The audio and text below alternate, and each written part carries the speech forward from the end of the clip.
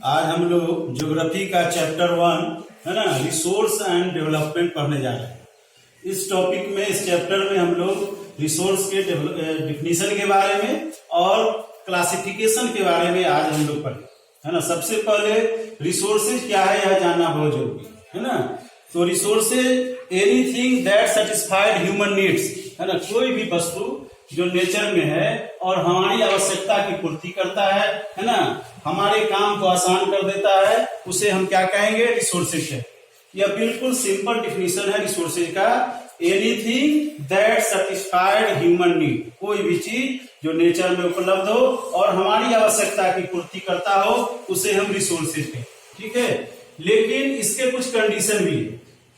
मतलब अगर रिसोर्सेज है कोई और वह समाज के लिए स्वीकार नहीं है, आर्थिक रूप से वह जो है उन्नति प्रदान करने वाला नहीं है ना, सांस्कृतिक रूप से वह समाज का विरोधी है, तो ऐसी वस्तु को हम रिसोर्सेज नहीं कर सकते, है ना। तो इसके 3 डायमेंशन है रिसोर्सेज के।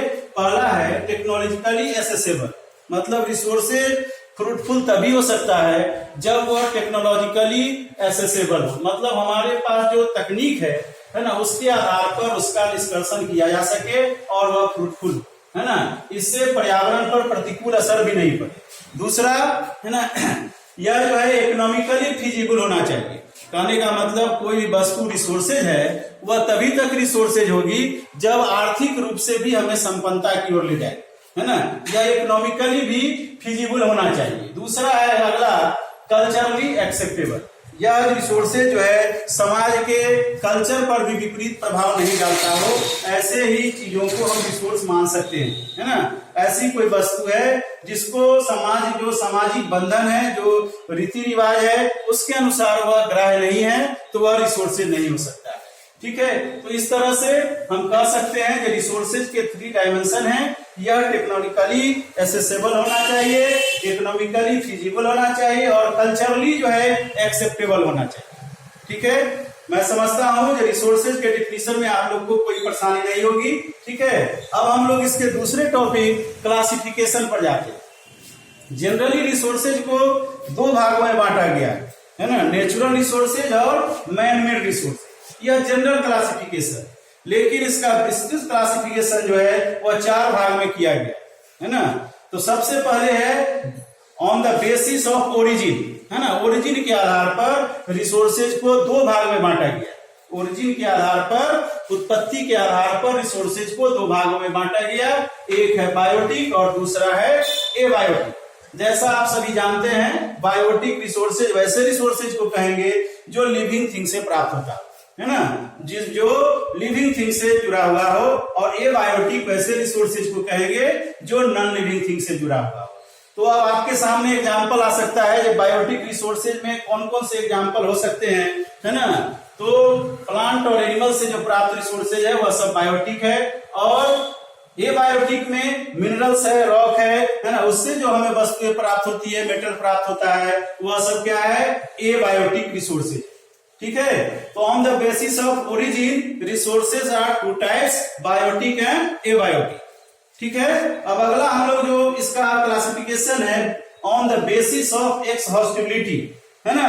मतलब इसके भंडार की स्थिति क्या है, इसके निर्माण की स्थिति क्या है, या कितना जो है दिनों तक हमारे लिए उपयोगी हो सकता है, इसके आधार पर रिसोर्सेज को 2 भागों में बांटा गया है, रिन्यूएबल और नॉन रिन्यूएबल, है ना। एक्सहॉस्टिबिलिटी के आधार पर रिसोर्सेज 2 तरह के हो गए, एक रिन्यूएबल और दूसरा नॉन रिन्यूएबल। तो जैसा कि नाम से हम लोग जानते हैं, रिन्यूएबल रिसोर्सेज वैसा रिसोर्सेज होता है जो खपत भी होते रहता है और उसका निर्माण भी होते रहता है। इसके खपत और निर्माण में एक पैरेलल बैलेंस रहता है, जिसके कारण वह स्कार्सिटी की ओर नहीं जाता है। लेकिन नॉन रिन्यूएबल रिसोर्सेज जो है वह रिसोर्सेज ऐसे होते हैं जो नेचर में उपलब्ध होते हैं, लेकिन खपत के हिसाब से उसका निर्माण नहीं होता है।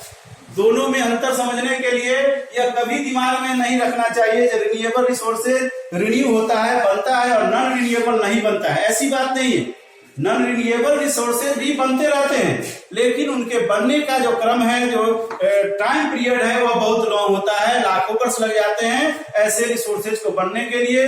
इसलिए इसको नॉन रिन्यूएबल में रखा गया। ऐसा नहीं है जो इसका निर्माण नहीं होता है। तो रिन्यूएबल रिसोर्सेज में वैसे रिसोर्सेज आ गए जो रिन्यू होते रहते हैं, जिनका उत्पादन और खपत एक बैलेंस वे में चलता रहता है, जैसे विंड हो गया, सनलाइट हो गया, वाटर हो गया। और नॉन रिन्यूएबल में फॉसिल फ्यूल्स है ना, और मिनरल्स हैं, जो कि है ना उत्पादन और खपत जो है उसमें एक बैलेंस नहीं है, जिसके कारण अगर उसका इस्तेमाल हम लोग मतलब नॉन जुडिशियस तरीके से करते रहेंगे तो एक दिन वह समाप्त हो जाएगा। ठीक है, तो यहां तक कोई दिक्कत नहीं होनी चाहिए मेरे समझ से। तीसरा क्लासिफिकेशन है बेसिस ऑफ ओनरशिप, है ना। On the basis of ownership resources are 4 types, है ना, individual, community, national and international. ठीक है, ओनरशिप के आधार पर, स्वामित्व के आधार पर, मालिकाना हक के आधार पर रिसोर्सेज को 4 भाग में बांटा गया है, इंडिविजुअल, कम्युनिटी, नेशनल और इंटरनेशनल। ठीक है, तो जैसा कि नाम से पता चलता है इंडिविजुअल, आपका मोबाइल, आपका घर, आपकी साइकिल, है ना, यह क्या है इंडिविजुअल रिसोर्सेज, मतलब ऐसा रिसोर्सेज जो किसी व्यक्ति विशेष के स्वामित्व में हो उसको इंडिविजुअल रिसोर्सेज कहें।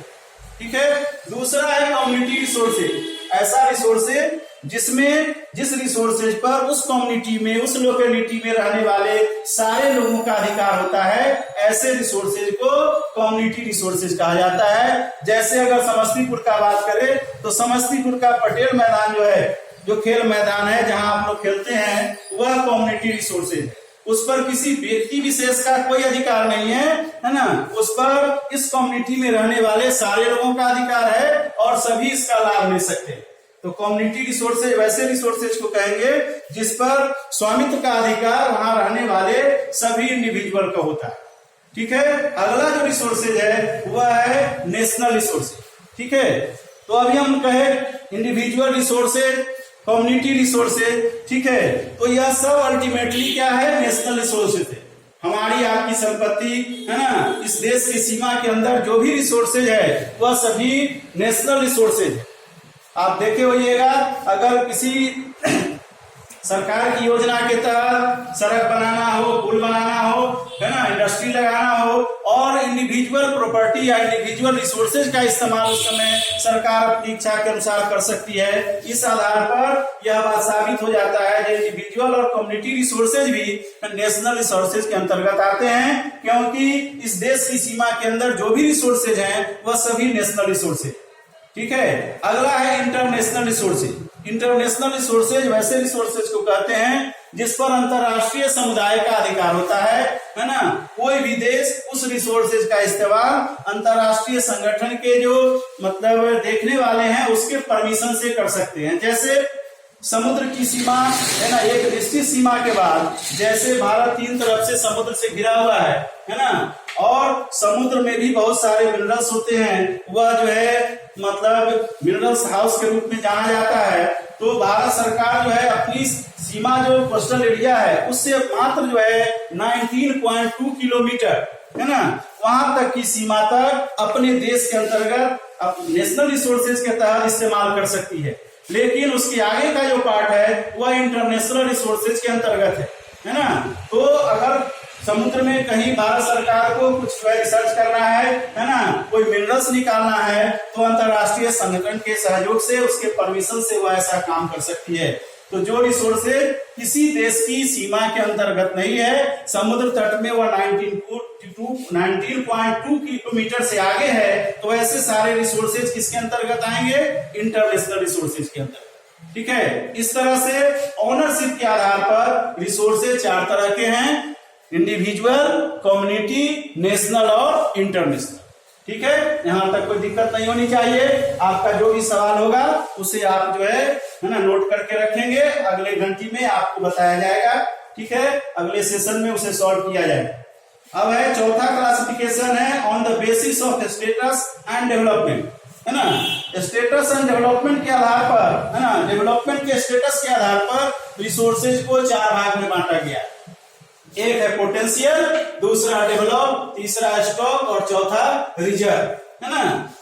स्टेटस ऑफ डेवलपमेंट के आधार पर रिसोर्सेज जो है 4 तरह के हैं, potential, develop, stock and reserve. Potential resources वैसे रिसोर्सेज को कहते हैं जिस रिसोर्सेज की क्षमता जो है उत्पादन की है वह हमारे काम को, है ना, हमारे उपयोगिता को बढ़ा सकता है, लेकिन वर्तमान में टेक्नोलॉजी डेवलप नहीं होने के कारण उसका इस्तेमाल नहीं होता है। जैसे भारत में राजस्थान और Gujarat wind energy, solar energy के लिए पर्याप्त साधन रखता है, पर्याप्त पोटेंसी रखता है, लेकिन यह पोटेंशियल होते हुए भी उस पैमाने तक उसका उत्पादन नहीं होता है, क्योंकि हमारे पास जो टेक्नोलॉजी है वह उतना कारगर नहीं है।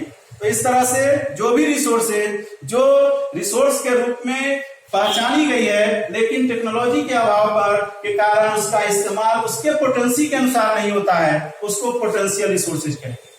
अगला है डेवलप रिसोर्सेज। कुछ रिसोर्सेज ऐसे हैं, है ना, जो डेवलप हैं, ठीक है, जिसका जो है विकास हो चुका है, लेकिन आर्थिक जो है उन्नति के कारण या फिर मार्केट वैल्यू कम होने के कारण, जैसे अगर मान लेते हैं भारत में भी कहीं कहीं मतलब पेट्रोलियम पाए जाते हैं, लेकिन उसका जो स्थिति है, उसका जो लोकेशन है, उसकी जो गहराई है, वह वर्तमान टेक्नोलॉजी के निष्कर्षण करने में जो विदेशी मूल्य है पेट्रोलियम का या फिर दूसरे देश से मंगाने का पर जो खर्चा आता है उसके अनुसार वह महंगा हो जाए। तो ऐसी स्थिति में वैसे रिसोर्सेज को रिजर्व के रूप में छोड़ दिया जाता है, डेवलप होते हुए भी उसका निष्कर्षण नहीं किया जाता है। तीसरा है स्टॉक, है ना। कुछ रिसोर्सेज ऐसे हैं जिसका इस्तेमाल हम लोग स्टॉक के रूप में करते हैं, मतलब यह जानते हुए भी, जैसे पानी में हाइड्रोजन और ऑक्सीजन है ना, तो उस हाइड्रोजन को अलग करके भी हम जो है इस्तेमाल कर सकते हैं रिसोर्सेज के रूप में, लेकिन उसका इस्तेमाल हम लोग स्टॉक में चिन्हित करके रखे हैं। जब ऐसी परिस्थिति आएगी, हमारा टेक्नोलॉजी डेवलप होगा, तब हम लोग उसका इस्तेमाल करें, ठीक है। उसी तरह रिजर्व है ना, तो डेवलपमेंट की स्थिति में कुछ रिसोर्सेज को टेक्नोलॉजी के कारण, स्टॉक और रिजर्व दोनों एक दूसरे के पूरक हैं, एक दूसरे से बहुत घनिष्ठ संबंध रखते हैं, है ना। तो ऐसे रिसोर्सेज जो पहचान में आ गए हैं, जिनका सर्वे हो चुका है, उनके क्वालिटी और क्वांटिटी का पता चल चुका है, लेकिन वर्तमान में उसका इस्तेमाल नहीं हो रहा है, उसको रिजर्व के रूप में जाना जाता है। और इस तरह से basis of status of development resources are 4 types: potential, develop, stock and reserve, ठीक है। तो इस तरह से आज हम लोग रिसोर्सेज के क्लासिफिकेशन के बारे में देखा, उसके डिफिनीशन के बारे में देखा, उसका जो औचित्य है उसके बारे में देखा, है ना। रिसोर्सेज का डेवलपमेंट जो है समान रूप से नहीं होता है ना। रिसोर्सेज डेवलपमेंट हर जगह एक समान नहीं है। अपने देश की ही बात करें तो कुछ क्षेत्र ऐसा है, जैसे झारखंड का बात करें तो वहां रिसोर्सेज भरे पड़े हैं, ठीक है। कुछ ऐसे क्षेत्र है जहां पर रिसोर्सेज है लेकिन डेवलपमेंट उसके बावजूद भी नहीं हुआ है। तो इसे विशेष प्लानिंग के तहत डेवलपमेंट के प्लानिंग बना के और सस्टेनेबल डेवलपमेंट को इंडिकेट करते हुए, है ना, हमें विकास की योजना को बनाना चाहिए। सस्टेनेबल डेवलपमेंट क्या है? तो सस्टेनेबल डेवलपमेंट का वह तरीका है जिसके अंतर्गत पर्यावरण को नुकसान पहुंचाए बिना डेवलपमेंट के कार्य को आगे बढ़ाए जाते हैं। सस्टेनेबल डेवलपमेंट, है ना, वैसा कार्यक्रम है जिसमें डेवलपमेंट को रोका नहीं जा सकता। जैसे मान लेते हैं आपको लकड़ी की आवश्यकता है और आपके पास जो पेड़ पौधे हैं, है ना, वह सारे पेड़ पौधे जो है फलने वाले हैं, तो ऐसा हो सकता है सस्टेनेबल डेवलपमेंट के लिए आप उस पौधे को काटने के लिए परमिटेड हैं, लेकिन आपको डिसाइड करना है कि आपके पास अगर 50 पौधा है तो उसमें जो पौधा अब फल नहीं दे रहा है, जो पौधा बहुत ज्यादा मतलब एज का हो गया है, उसका लाइफ अब खत्म होने वाला है, तो ऐसे पौधे को काटना, है ना, सस्टेनेबल डेवलपमेंट कहलाता है। और डेवलपमेंट के लिए यह आड़े नहीं आता है, ये पेड़ पौधे नहीं काटना चाहिए, है ना। तो सस्टेनेबल डेवलपमेंट को लेके, ठीक है, और विश्व को ग्लोबल वार्मिंग से बचाने के लिए, है ना, ब्राजील के रियो डी जेनेरियो में एक अर्थ समिट की मतलब शुरुआत की गई थी, जो पहला अर्थ समिट हुआ था और 1992 में ब्राजील के रियो डी जेनेरियो। इसमें लगभग जो है विश्व के 100 प्रमुख देश भाग लिए थे और सबों ने अपना अपना विचार रखा, ताकि जो है डेवलपमेंट को बिना नुकसान पहुंचाए हुए, पर्यावरण को बिना नुकसान पहुंचाए हुए डेवलपमेंट कैसे किया जा सकता है। इसके लिए 21 जो है सूत्री कार्यक्रम पास किया गया, जिसे एजेंडा 21 कहते हैं। इस एजेंडा 21 में यह टास्क दिया गया सभी संबंधित देशों को अपने अपने देश में जाके अपने देश के रिसोर्सेज के हिसाब से, अपने देश के संसाधन के हिसाब से एजेंडा 21 जो है सेट करें। अपने अपने परिस्थिति, अपने अपने कंट्री के हिसाब से, पॉपुलेशन, रिसोर्सेज, परिस्थिति के हिसाब से हर देश अपना 21 सूत्री कार्यक्रम बनाएगा जो सस्टेनेबल डेवलपमेंट पर आधारित होगा, है ना। और यह जो है मतलब पहली बार 1992 में रियो डी जेनेरियो में हुआ था। ठीक है, तो सस्टेनेबल डेवलपमेंट आज भी हम लोगों को ध्यान में रख के सस्टेनेबल डेवलपमेंट पर ही चलना चाहिए। डेवलपमेंट को रोक देना, उसे बंद कर देना कहीं बुद्धिमानी नहीं है, उसको सस्टेनेबल तरीके से जारी रखना यह बुद्धिमानी।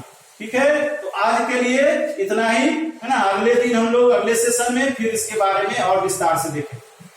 ठीक है, ओके, बाय।